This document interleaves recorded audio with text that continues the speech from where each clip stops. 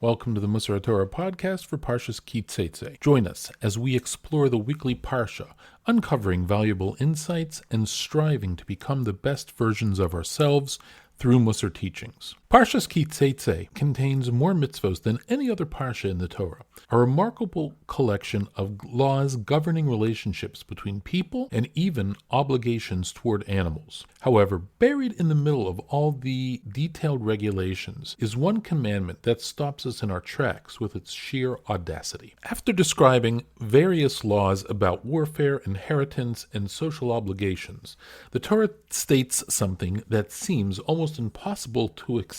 The pasuk says in English, "Do not despise an Edomite because he is your brother. Do not despise an Egyptian because you are a stranger in his land." Wait a second. Don't despise an Egyptian? These are the very people who enslaved the Jewish people, who embittered their lives with harsh labor, who threw Jewish babies into the Nile River. Don't despise the Edomites? These are the descendants of Esau, who vowed to kill Yaakov and whose hatred toward Jewish people would echo throughout generations. Rabbi Jonathan Sacks explains the profound wisdom behind this seemingly impossible command. He writes, "To be free, you have to let go of hate. If they continued to hate their erstwhile enemies, Moshe would have taken the Israelites out of Egypt, but he would not have taken Egypt out of the Israelites. Mentally, they would still be there, slaves to the past." Think about what this means. When we hold on to hatred, even justified hatred toward those who have wronged us, we become prisoners of our own emotions. The very people we despise continue to control us, defining our thoughts and reactions. We remain enslaved, not by physical chains, but by the much stronger chains of resentment and rage. The Torah understands something profound about human psychology that modern research has only recently begun to confirm. Hatred doesn't primarily hurt the person we hate, it hurts us. It consumes our mental energy, distorts our decision-making, and prevents us from building the positive relationships that could define our future. But the Torah isn't asking us to forget what happened or to pretend that wrongs weren't committed. Notice the command, "Remember that you were strangers in Egypt," appears throughout the Torah. We are supposed to remember the experience, but we're meant to use that memory as motivation to treat others with kindness, not as fuel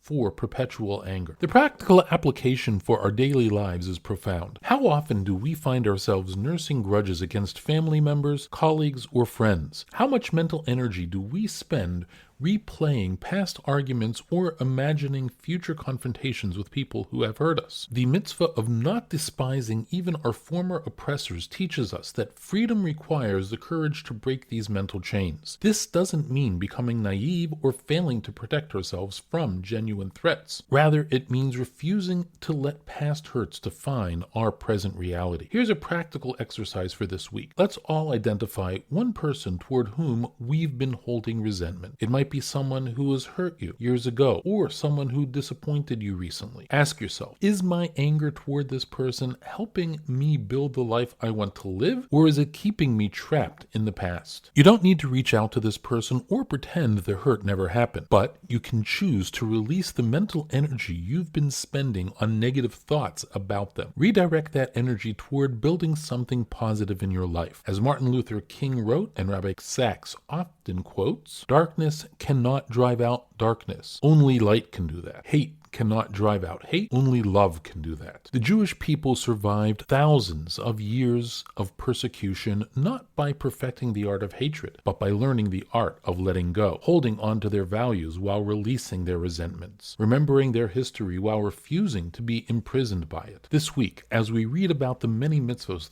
that govern our relationships with others, let's remember that the foundation of all healthy relationships and of all personal freedom itself is the courage to let go of hate. Thank you for joining us for this episode of the Musar Torah podcast. Until next time, may we all merit to break free from the chains of resentment and build our lives on the foundation of hope rather than hate. Have a good Shabbos.